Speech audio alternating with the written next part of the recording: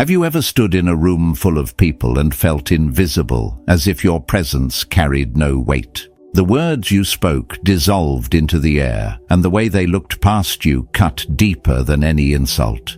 Disrespect doesn't always arrive as a shout or an open wound. Sometimes it hides in silence, in the shrug of a shoulder, in the absence of recognition. And that is often the pain that lingers the longest. The Stoics understood this quiet suffering. They knew respect isn't something you beg for or demand. It is something that radiates from within, born from the way you carry yourself when no one applauds, from the discipline you hold when the world tests your patience, from the calm you maintain when someone tries to provoke chaos in you.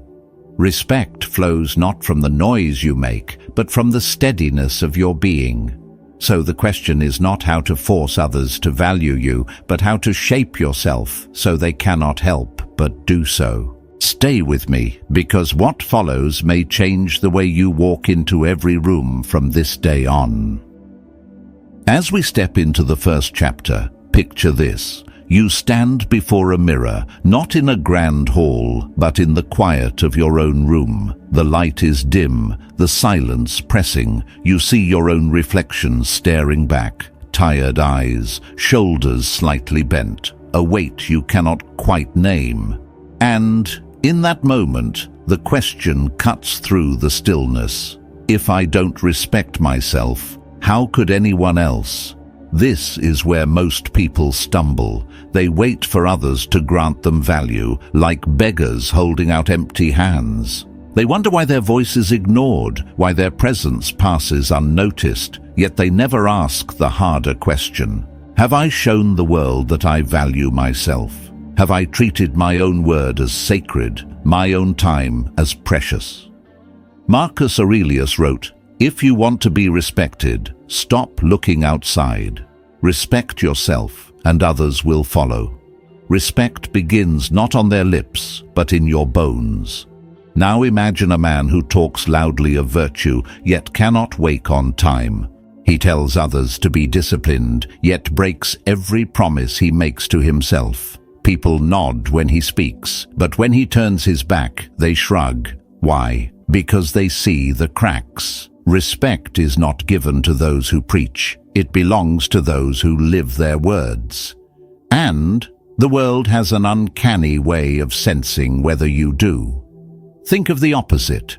A woman who keeps her word quietly. She doesn't announce her goals. She doesn't post her progress for applause. She rises early, works diligently, treats herself with care, and holds her own boundaries. When she walks into a room, people straighten. They may not even know why, but something in her carriage, the weight of self-command, forces them to regard her with seriousness.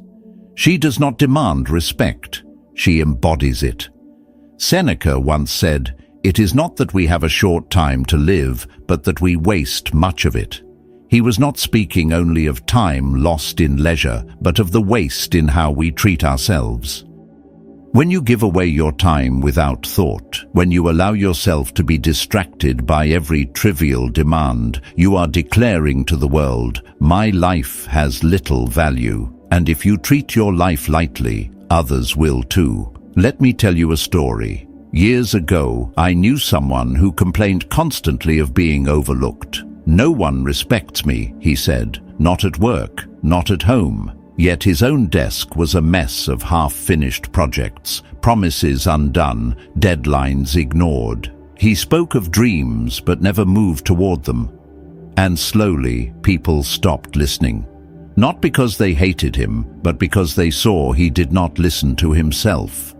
Contrast that with another man I knew, a janitor in the same building. He spoke little, but his work was exact, his presence calm, his word reliable. When he promised, he delivered. And strangely, people sought his advice, valued his presence. The hierarchy of titles mattered less than the hierarchy of self-respect.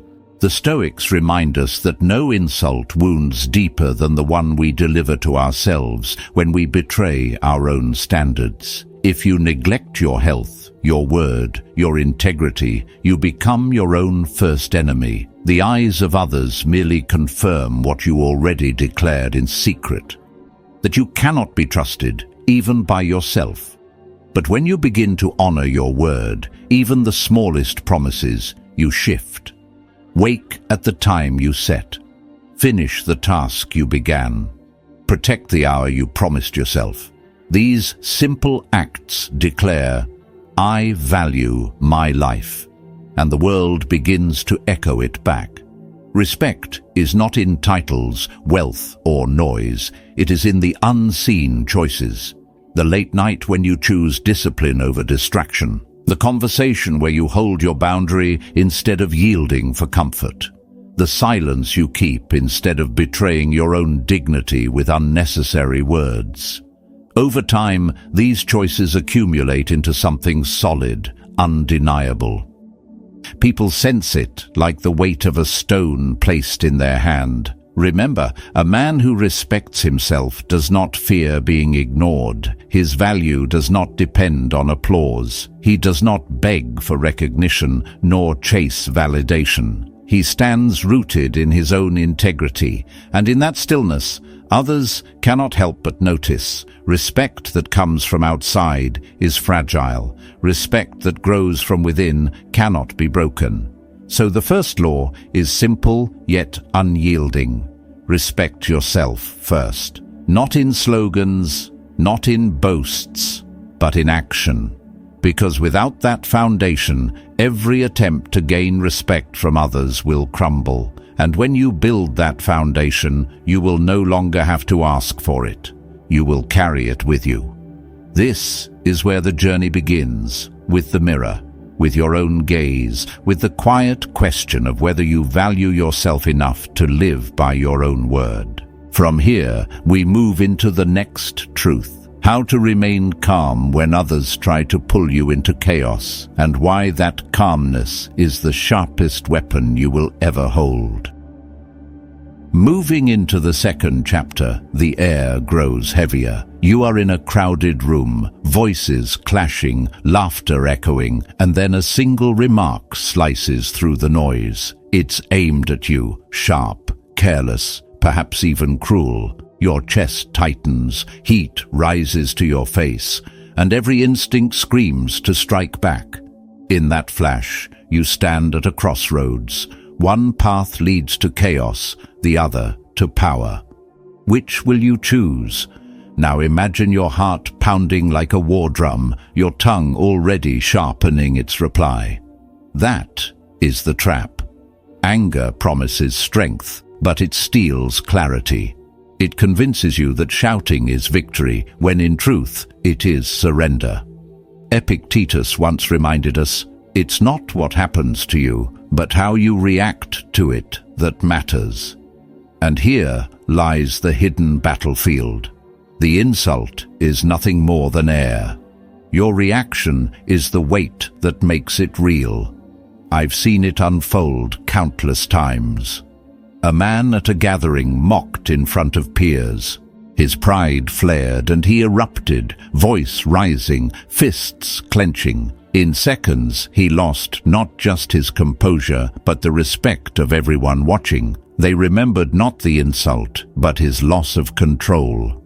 On another occasion, a woman faced the same sting. She paused, breathed, looked calmly into the eyes of her challenger, and with a steady tone said only, "That's your view."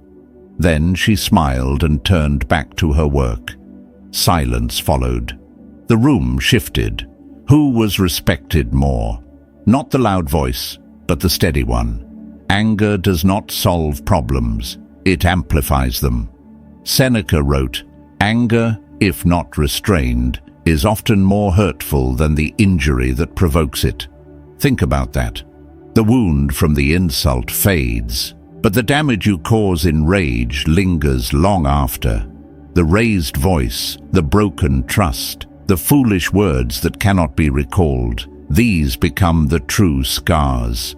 And yet we cling to anger as if it were armor, when in fact it is a chain. Consider the driver cut off on the highway.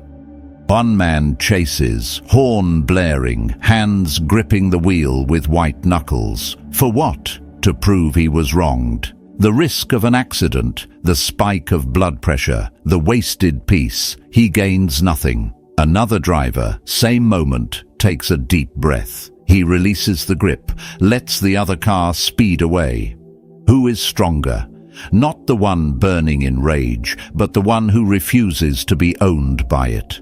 True strength is not loud. It is quiet. It is measured. It is the refusal to hand over your mind to another. This is the essence of Stoicism. Control what is yours, your thoughts, your actions, and leave the rest. Marcus Aurelius advised, "You have power over your mind, not outside events. Realize this, and you will find strength." To the untrained eye, calmness looks like weakness, but it is the calm one who sees clearly, who chooses deliberately, who shapes the outcome instead of being shaped by it. Let me share a story from the courtroom. A young lawyer facing a hostile cross-examination was provoked by every sneer and accusation. He lashed back, raised his voice, matched insult for insult. The jury watched, unimpressed. Then the opposing counsel, calm and measured, ended with one sentence that dismantled the argument. The contrast was stark. One man fought with fire, the other with ice, and when the verdict came, it was clear who had earned the jury's respect. The lesson: calmness is not surrender, it is strategy. Anger wants you to believe you've regained control, but control lost to rage is never reclaimed by rage. Only discipline restores it. The Stoic does not deny the sting of insult, but he refuses to let it dictate his hands or his voice. He observes the rising heat inside, nods at its presence, and then chooses silence or measured words or even a smile. And in doing so, he unsettles his opponent more than any retaliation ever could. Think of it as a duel. The opponent swings wildly, expecting you to strike back, but you stand firm, grounded, unshaken. Every missed blow makes them weaker. Every moment of your calm makes you stronger. That is the hidden art of power, to let their fury exhaust itself against your stillness. And here's the truth you must carry. Calmness disarms. It confuses those who thrive on conflict. It denies them the reaction they crave, the fuel they burn. When you do not play their game, they are left standing with their own emptiness. In that moment, you win, not with noise, but with poise. So the next time someone aims to provoke you, remember, you are not obligated to attend every battle offered. You are not bound to respond to every jab. Your power is in the pause, the deep breath, the steady gaze that says, "You do not control me." That is how respect is gained, not by matching fire with fire, but by holding steady when the storm tries to pull you in. This is where the path deepens, for calmness itself is not weakness, but strength refined. And in the next chapter, we will step into why this quiet composure is not just a shield, but the very essence of unshakable power. Advancing to the third chapter, the storm quiets, and a different kind of power emerges. It is the hush of a battlefield after the clash, when the dust settles and only clarity remains. This is not emptiness, it is strength. Calmness, when chosen deliberately, becomes a blade sharper than anger. We've all witnessed it, someone unraveling in anger, their energy wasted, their control slipping. What looked like power was only collapse. To the outside world they seem fierce, but look closer. What you really see is a person enslaved to their emotions, a puppet of their own fury. The Stoics called this the greatest defeat, to be conquered not by an enemy, but by yourself. Now picture the opposite. A person who, in the face of insult or injustice, remains composed, their voice steady, their eyes calm. No trembling hands, no frantic words, just stillness. Suddenly, the balance of power shifts. The one who shouts looks small. The one who stays calm looks unshakable. Seneca wrote, "The greatest remedy for anger is delay. That delay, that pause, is not emptiness, it is command." History gives us vivid examples. Gandhi stood against an empire armed not with weapons, but with calm resolve. The British authorities struck, humiliated, imprisoned. Yet, he did not retaliate in rage. He simply stood, walked, persisted. And the world, watching his composure, understood that this was not weakness but the deepest form of strength. Calmness disarms more effectively than violence ever could. In our daily lives, the battleground is smaller, but no less important. A meeting where someone challenges you harshly, a friend who mocks you in front of others, a stranger who cuts you off in traffic. In each moment, the choice is offered. Shout, react, lose yourself, or stand firm, observe, and let calmness do the talking. The first choice makes you equal to the chaos around you. The second elevates you above it. I remember a colleague once who faced constant interruptions in meetings. Others would cut him off, trying to seize the floor. At first, he fought back, speaking louder, interrupting in return. The room grew tense. Respect for him diminished. Then he changed his approach. Instead of shouting, he simply paused, fixed the interrupter with a steady gaze, and waited. The silence stretched until the other faltered. Then, calmly, he continued where he left off. The shift was remarkable. No aggression, no noise, just presence. And with that presence, respect returned to him. Calmness is often misunderstood. People think it means passivity, surrender, turning the other cheek with weakness. But the Stoics reveal its true face. Calmness is not absence. It is mastery. It is choosing not to let another's chaos dictate your state.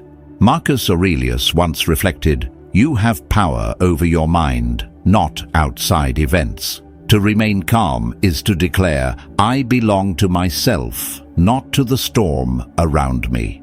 When you stay calm, you force others to confront themselves. They expect resistance, argument, heat. When it does not come, their own noise echoes back at them. They are left unsettled, exposed. And those watching, those who may not say a word, notice. They see who holds command.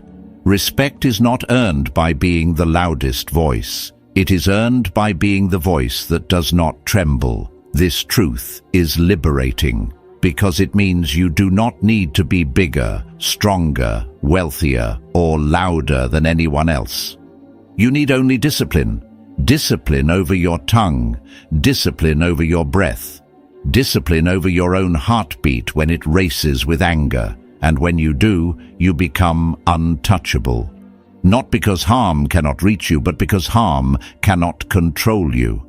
So ask yourself, in the heat of conflict, do you want to be the one flailing with anger, or the one standing firm, unshaken? The crowd will always remember who held the room. They will forget the noise. They will remember the stillness. Calmness is strength. It is the quiet declaration that no one else decides who you are in this moment. And when you master it, you step into a realm few ever reach, the realm where true respect lives. From here, we move toward an even deeper truth. Life itself will not always play fair, but fairness is not what defines your strength. What defines it is how you hold yourself when the scales tip against you. Here's where the fourth chapter begins, with a weight we all know too well. You give your best, you labor late into the night, your hands ache, your mind burns, and yet someone else, less diligent, less honest, walks away with the reward. Or perhaps you treat others with kindness, only to be met with betrayal. That moment when life tilts against you, when fairness vanishes, feels like a blade drawn across your chest. Now imagine the bitterness that rises in those moments. It whispers that the world owes you balance. It tempts you to sulk, to stew, to drown in resentment. But resentment is a poison you drink, hoping the world will taste it. The Stoics were blunt about this truth. Marcus Aurelius wrote, "You have power over your mind, not outside events. Realize this, and you will find strength. The scales of life will never be even.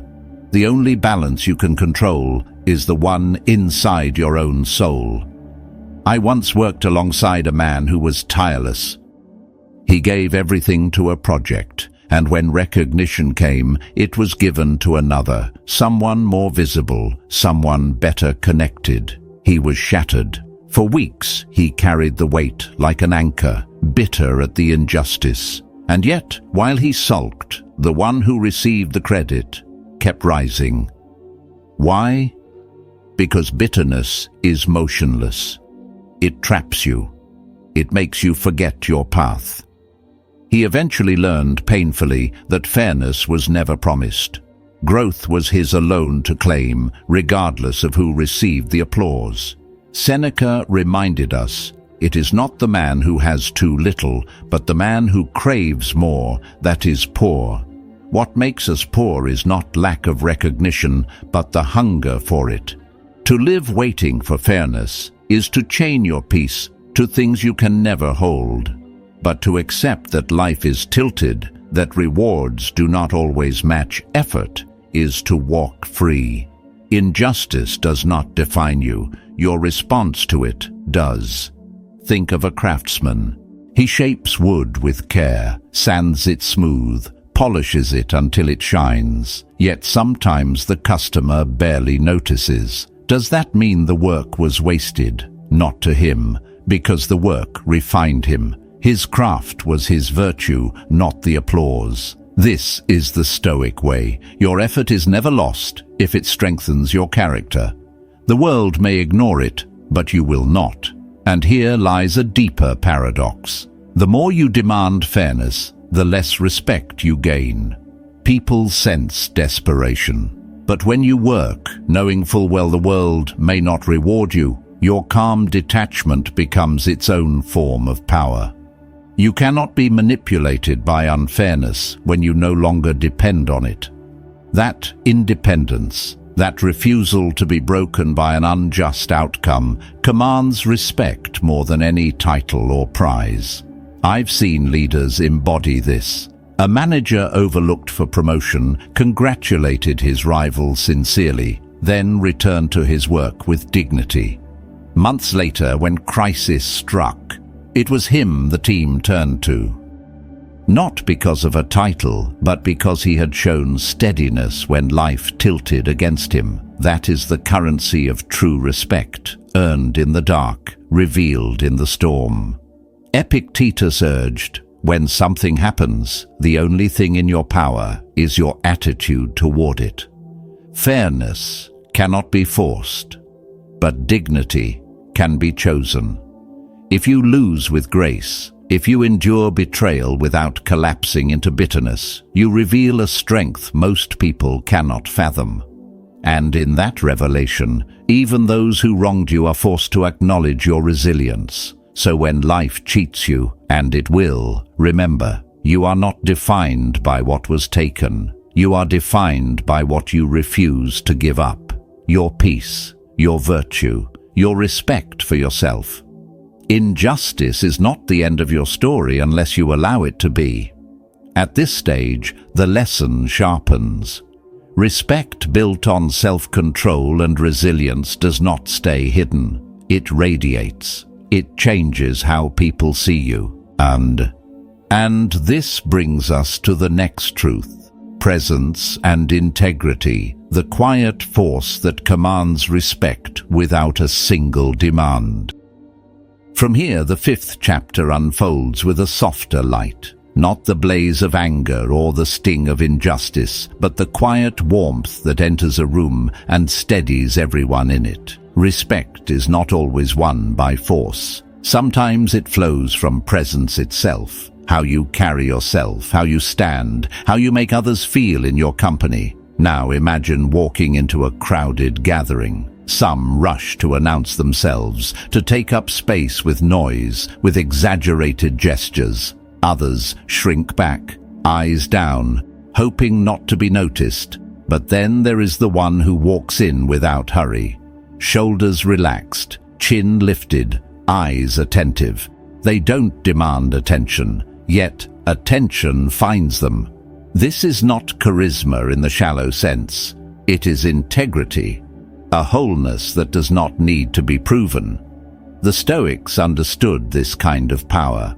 Marcus Aurelius wrote, "The soul becomes dyed with the color of its thoughts. What you think, what you practice in solitude, stains your presence." People feel it before you speak. If your inner world is chaotic, the room senses it. If it is steady, it radiates. Respect often begins before words are spoken. I remember a man in my early career who embodied this lesson. He was not the most senior nor the loudest. But when he entered a meeting, people instinctively straightened.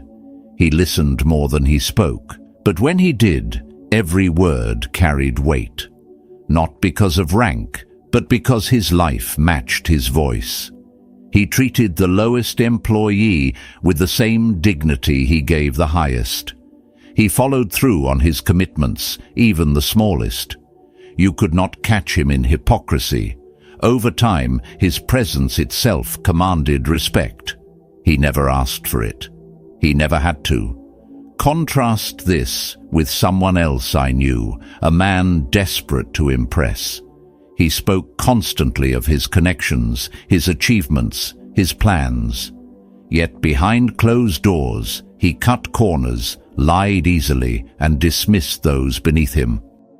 People smiled in his presence, but when he left, their respect evaporated. The difference was not in talent or wealth, it was in integrity. Respect is not built on noise, it is built on consistency. Epictetus warned, "Don't explain your philosophy, embody it." That is the heart of presence. You cannot lecture your way into respect. You cannot charm your way into it. You must live in such a way that your very existence communicates your values. When your actions align with your words, when your conduct holds steady, whether in public or in private, people feel it. They may not even be able to articulate it, but they know, here is someone I must take seriously. There is a quiet force in warmth too, a steady tone, a listening ear, a gaze that does not wander. Some think respect means dominating, pressing others down. But often the ones we respect most are those who lift others up, who make you feel seen without losing themselves. Warmth without weakness. Strength without hardness. That balance is rare, and it leaves an impression no speech can erase. Ask yourself, when you walk into a room, do people brace themselves for noise, or do they feel steadier because you are there? Presence is not about theatrics. It is about inner alignment. It is the echo of a life lived deliberately, without pretense. Respect follows that echo like a shadow.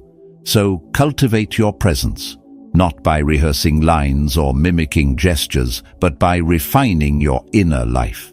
Integrity in private becomes strength in public.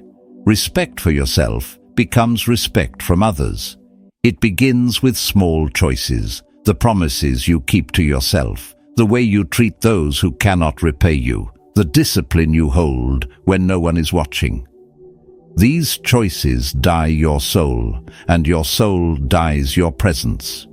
In the end, presence is a silent declaration. I am not for sale, I am not pretending, I am not desperate, and people feel that. They cannot help but respect it. At this stage, we have touched self-respect, calmness, resilience against unfairness, and now the quiet force of presence. Next, we turn to the final truth, how integrity, lived daily, transforms respect from something fragile into something unshakable. Entering the 6th chapter, the circle begins to close. All the threads we have traced, self-respect, calmness, strength in unfairness, presence, gather here in a single point. And that point is integrity, the invisible spine that holds a person upright, even when no one else is watching. Without it, all the other virtues collapse like a house of cards. With it, you can stand steady, no matter how hard the storm shakes the walls around you. Picture this. A man promises the world he will change. He speaks with passion. He tells friends he will get disciplined, fix his habits, follow a new path. His words burn bright in the air, and for a moment, people believe him. But then, in the quiet of his own home, when no one is watching, he betrays those words. He sleeps in. He cuts corners. He tells himself no one will notice, and for a while, they don't. But over time, the cracks show. His life and his words split apart, and respect evaporates. Not because others judged too harshly, but because he chose to live divided. Once the fracture appears, trust begins to vanish, and no words can seal it again. Now imagine another person. He speaks little. He doesn't advertise his values. He doesn't wear virtue like a badge. Instead, he simply lives it. He rises early, keeps his promises, treats people with fairness, whether rich or poor. If he says he'll help, he shows up. If he says he'll finish a task, it's done. There is no fanfare, no announcement, just steady consistency. This man may never call himself Stoic, but he embodies Epictetus's warning, don't explain your philosophy, embody it. And because of that, people trust him, they respect him without being asked to. The Stoics understood that integrity is not a performance. It is not built in grand speeches or public moments. It is forged in the smallest, most ordinary choices. Whether you cheat when no one is looking, whether you honor your word even when it costs you, whether you respect yourself enough to live by the same standards you demand from others. Seneca wrote, "What you do when no one compels you reveals who you are." And that is the truest measure of respect, whether you are whole in the dark, when applause is absent, and no witness is there to praise you. I once worked under a leader who carried this lesson with him. His rule was simple: never ask from others what you would not demand of yourself. When deadlines pressed, he stayed late with the team. When mistakes happened, he claimed his part before pointing fingers. When praise came, he shared it. There was no arrogance in him, but also no false humility. And the respect he received was real. He did not demand loyalty. He inspired it. People followed him not out of fear, but out of trust. Because integrity travels faster than words. It is seen, it is felt, and it cannot be faked. Contrast this with another man I once knew, charismatic, eloquent, full of promises. He dazzled with words, but behind closed doors, he cut corners and lied with ease. To those above him, he seemed impressive, but those who worked closest with him knew better, and in the long run, respect slipped through his fingers. Because integrity, once broken, is almost impossible to rebuild.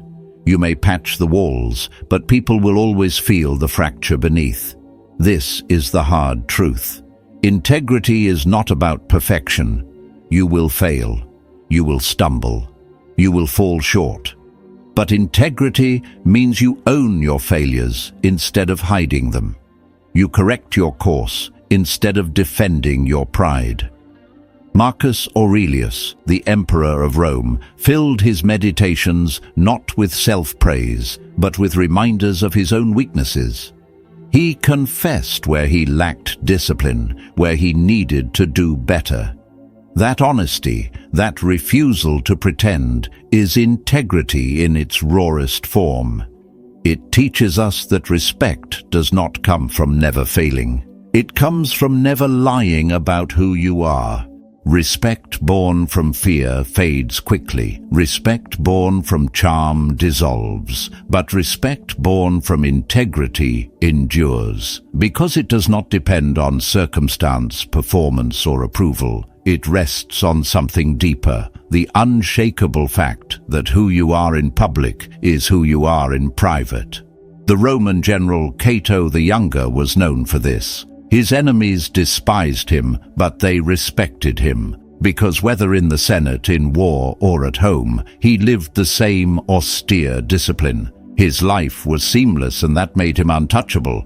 Ask yourself, do your words and your actions walk the same road, or do they part ways the moment the door closes? Integrity is the quiet contract you sign with yourself every day. Break it, and no amount of applause will cover the fracture. Keep it, and no insult can erase the strength it gives you. Here is the paradox. When you live with integrity, you no longer need respect. You are whole within yourself.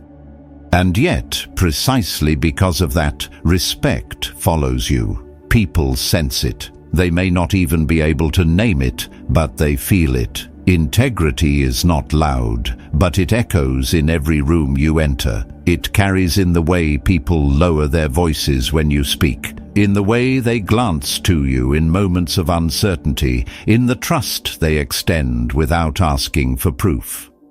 So let this be the final stroke of the lesson. Respect is not hunted, demanded, or begged for. It is not won through performance or manipulation. It is the shadow of integrity. Walk true, and the shadow will follow. Live divided, and you will spend your life chasing what will never stay. And from here, the path expands beyond respect.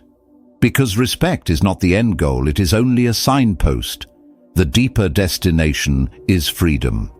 Freedom from the need for applause. Freedom from the fear of disapproval. Freedom to live as you are, steady, whole, unshakable. That is the Stoic way, and that is the life worth living. Respect is never something you chase in desperation. It is the quiet shadow that follows when you live with self-respect, calmness, presence, and integrity.